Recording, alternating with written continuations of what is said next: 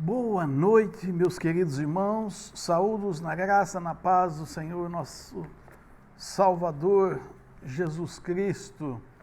Com muita alegria, nós estamos gravando esta live que os irmãos devem estar assistindo em suas casas e nós, no templo, estaremos realizando o primeiro culto vespertino após esta pandemia.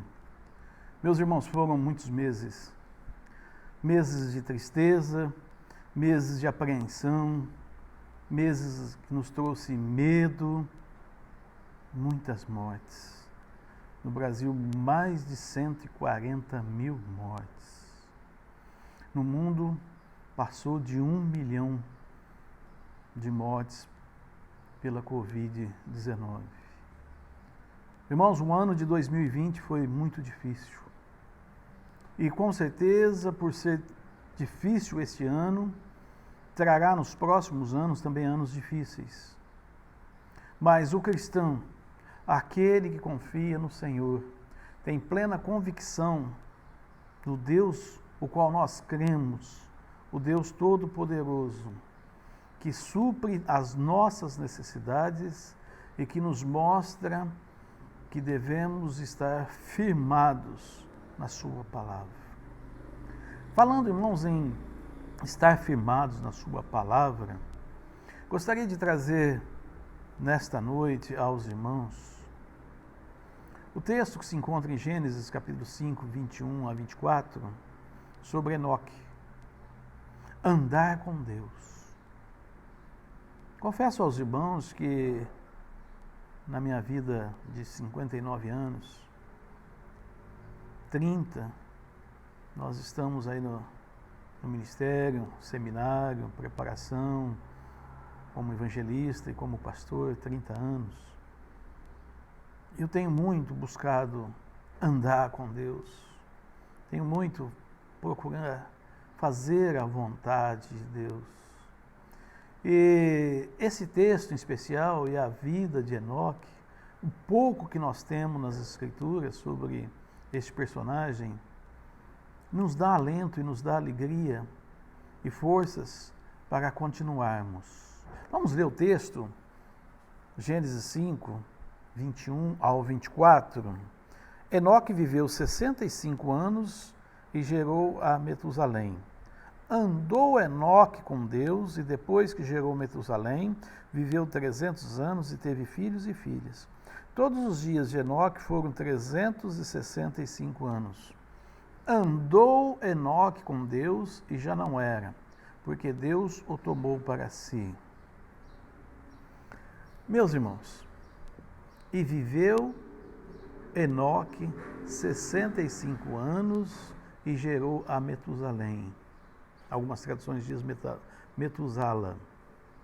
E andou Enoque com Deus, depois que gerou a Metusalém, 300 anos e gerou filhos e filhas. E foram todos os dias de Enoque, 365 anos. E novamente, andou Enoque com Deus, e não se viu mais, porquanto Deus o tomou para si. Em Hebreus 11:5, encontramos outra passagem, outro verso que cita Enoque. Pela fé, Enoque foi trasladado para não ver a morte, e não foi achado, porque Deus o trasladara. Visto como antes da sua trasladação alcançou o testemunho que agradara a Deus. E também encontramos em Judas 14 e 15.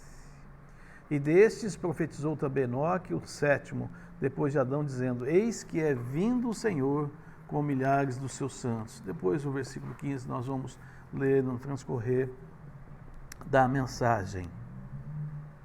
De Adão a Enoque, apenas 7 gerações. Adão tinha 610 anos e todos os seus anos de vida foram 930 anos. Portanto, Enoque conviveu boa parte da sua vida conhecendo e aprendendo com Adão. Adão viveu antes da entrada do pecado, a desobediência, a perfeição. Antes dele ser desobediente, ele viveu a perfeição. Ele via Deus, ele caminhava com Deus, ele falava com Deus, ele estava face a face com Deus. Infelizmente, após o pecado, a desobediência, Adão conheceu a imperfeição. Adão conheceu o pecado.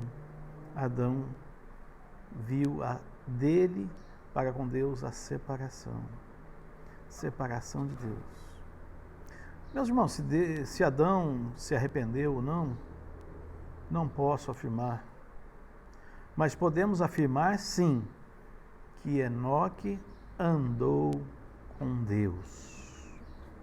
Judas esclarece que a corrupção campeava por todos os lados e Enoque profetizava contra esta corrupção, para fazer juízo contra todos e condenar dentre eles todos os ímpios, por todas as suas obras de impiedade que impiamente cometeram e por todas as duras palavras que ímpios pecadores disseram contra ele. Estamos falando de acontecimentos que foram ocorridos nos tempos de Enoque há 6.000 anos passados. Irmãos, o tema é atualíssimo. As palavras as quais Judas profere aqui em relação ao porquê do povo contra Enoque são as mesmas coisas que acontecem em nossos dias. O ser humano, as pessoas indo contra os servos de Deus que profetizam e anunciam contra o pecado. Interessante. Como é atual esta questão? Desde que o homem é homem, desde o momento em que Adão, no Jardim do Éden, desobedeceu a Deus, foi colocado para fora do Jardim do Éden, o homem comete pecado e vive uma vida de pecado. E quem fala contra o pecado é quadrado, é retrógrado, é perseguidor, é isso, é aquilo que nós estamos vendo hoje. Nós estamos vendo essas coisas. Nós não podemos falar contra isso porque nós somos aquilo, não podemos falar sobre homossexualismo, contra o homossexualismo, porque nós somos homofóbicos, nós não podemos falar contra o pecado, porque apontar o pecado para as pessoas chamam-nos até mesmo de hipócritas. É bem verdade que nós somos pecadores. Eu sou pecador.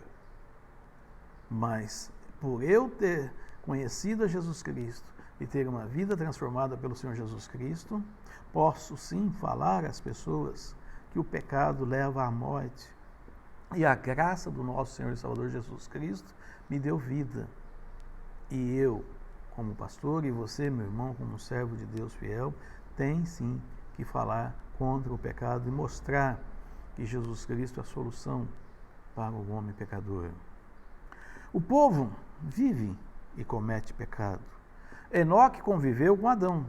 Deve ter ouvido de Adão o que era ter comunhão com Deus. E o que era não ter mais comunhão. Viver no pecado, afastado da graça divina.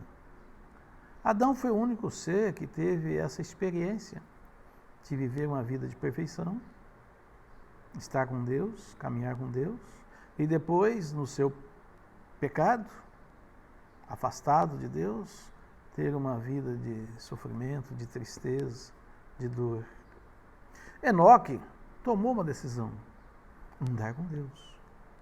Vejam, irmãos, que quando nós olhamos os primeiros livros de Gênesis e a genealogia, outros personagens ali também poderiam ter tomado a mesma decisão de Enoque. Abel tomou. E por Abel ser fiel e andar com Deus, Caim, que poderia também andar com Deus, mas o seu coração cheio de ódio e de pecado, assassinou o seu irmão. E outros personagens que vieram e poderiam ter andado com Deus, mas preferiram andar e ter uma vida de pecado.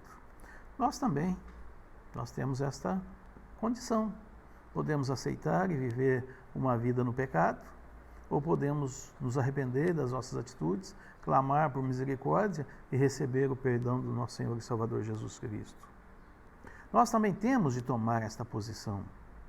Não estou falando de ser membro de uma igreja, não estou falando de se cantar no coral ou num grupo de louvor, e nem estou falando de ir no púlpito e pregar. Eu estou falando de uma forma bem pessoal, de uma forma íntima, dia a dia, momento a momento, minuto a minuto, hora a hora, quando ninguém está olhando para nós, mas Deus, lá do alto, vê as nossas atitudes e Deus vê o nosso desejo de conhecê-lo melhor. Como diz Oséias, conheçamos e prossigamos em conhecer o Senhor. Esse tem que ser o desejo do mais íntimo do nosso coração. Esse tem que ser o desejo de cada cristão. É lógico que é muito bom nós cantarmos na igreja louvores. É lógico que é muito bom nós pregarmos e falarmos do amor e da graça de Deus. É lógico que nós queremos crescer espiritualmente. Mas, mais que tudo isso, buscar conhecer de Deus e saber qual é a perfeita vontade de Deus. Irmãos, eu confesso a vocês que eu tenho uma luta pessoal.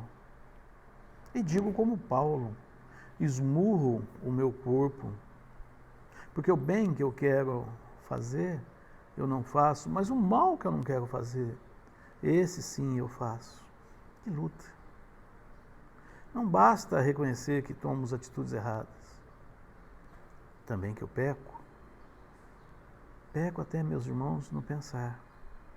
Porém, quanto mais eu conheço de Deus, mais me vejo. E isso me assusta. Não gosto do que vejo. Entendo o clamor do profeta Isaías. Ai de mim! Ai de mim, que sou um homem de lábios impuros e habito no meio de um povo de impuros lábios. Terrível. Parece que não há conserto. E isso nos traz até uma certa tristeza. Daí Deus vem com a provisão. Isaías pôde dizer: os meus olhos viram o Senhor. Deus, ao criar o homem, o fez como a sua obra-prima. Portanto, Deus jamais irá abandonar a sua obra-prima, o homem, mesmo que este ser se volte contra o seu Criador. Haverá sempre um remanescente, como Enoque, que irá andar com Deus. Confesso aos irmãos que muitas vezes eu, como pastor, e olhando a mim mesmo e olhando a raça humana, parece que não há conserto. Já aconteceu com você quando você evangeliza uma pessoa, você leva o evangelho à pessoa, você está falando do amor e da graça de Deus e a pessoa não tem o menor interesse? Ou já também aconteceu quando a pessoa aceita de bom grado o evangelho, se torna membro da igreja, começa a participar das programações e depois começa e vai para os caminhos do mundo e se alegra e se deleita no mundo. Parece que o que ela viveu na igreja era horrível, era terrível. Agora sim ela está feliz. Agora ela pode fazer o que ela bem quer. Agora ela está livre. Porque na igreja ela estava amarrada. Mas, meus queridos irmãos, isso nos entristece. Porque nós sabemos que o caminho da perdição é largo. O caminho do mundo é largo. Eu lembro uma casa, quando eu era criança, a gente ia, se não me engano, a casa da minha avó. Tinha um quadro, os dois caminhos. O caminho até Deus era estreito, pedregoso, difícil. e ao lado o caminho largo, é o caminho que era de descida, que era o caminho da perdição. E isso acontece claramente nesses dias. E eu confesso que se for para alguém estar dentro da igreja, amarrado, carrancudo, bravo com a vida, achando que está perdendo o seu tempo dentro da igreja, que vá para o mundo e aproveite o mundo. Porque se ele ficar dentro da igreja, ele não aproveita as benesses da salvação e ainda corre o risco de, se não for salvo, de ir para o inferno. E no mundo, pelo menos, ele poderia ter aproveitado o mundo. Mas quando nós estamos na casa do Senhor, quando nós, como diz aqui o texto, andou e está andando com Deus, nada é por obrigação, nada é difícil, nada é ruim. E a gente passa a entender e compreender que esse mundo é tão pouco tempo.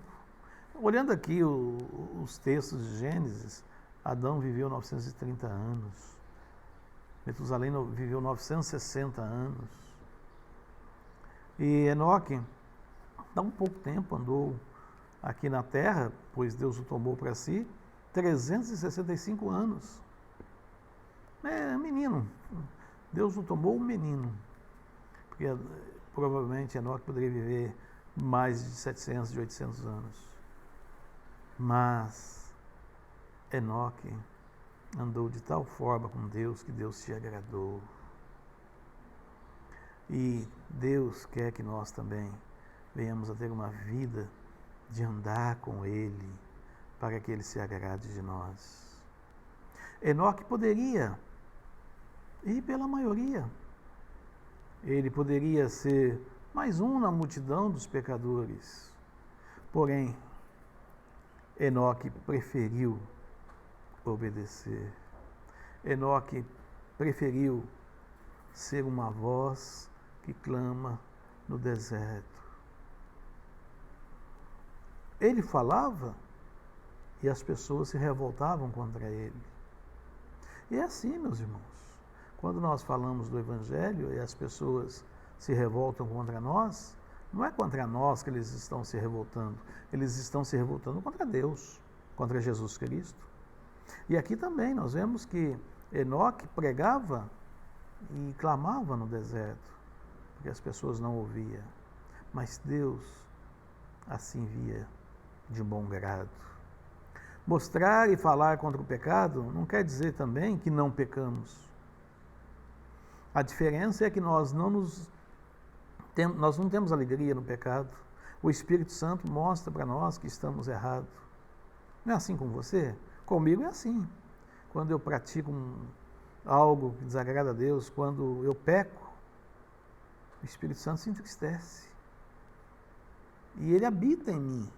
E se o Espírito Santo está habitando em mim triste, eu também fico triste. Mas aí eu me socorro. Falei na quarta-feira sobre 1 João 9. Se confessarmos os nossos pecados, Ele é fiel e justo para perdoar os nossos pecados e nos purificar de toda injustiça. E disse claramente, meus irmãos, este verso não é para incrédulo, este verso é para salvo. O incrédulo tem que resolver o problema do seu pecado original. Ele está afastado de Deus. Não importa para o incrédulo se ele tenha um pecado ou 1 milhão de pecados. Se ele não tem Jesus e ele acha que por boas obras, isso aqui ele vai merecer a salvação, ele está errado, porque ele não resolveu o problema da separação, o pecado, da separação para com Deus. Então ele pode ter um pecado, 1 milhão de pecados, é problema dele. Agora nós, que já resolvemos a solução da separação de Deus, que foi na cruz do Calvário, e lá na cruz do Calvário nós aceitamos o Senhor Jesus Cristo, e essa separação não existe mais, sim, aí os pecados que nós cometemos aqui na terra entristece a Deus e entristece o Espírito Santo, e precisamos confessar, até no pensar. Muitas vezes, eu não pequei, não pecou, mas pensou. Como eu disse, muitas vezes a pessoa está dentro da igreja e está com muita vontade de experimentar as coisas do mundo. Isso é pecar. Pode não ter pecado por falar, mas pensou em praticar o pecado. A solução é o Senhor Jesus Cristo. Houve a solução na minha vida. Houve a solução na sua vida. Jesus Cristo veio ao mundo, viveu e morreu. Lá na cruz do Calvário, Ele permitiu que o seu sangue fosse derramado por nós, pecadores. E quem nele crê não é condenado, mas salvo é da ira futura.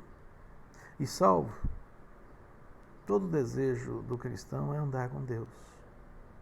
Meu irmão, minha irmã, pense nestas palavras que eu estou trazendo nesta noite para o seu lar, para a sua casa. Você está se agradando em viver uma vida no mundo?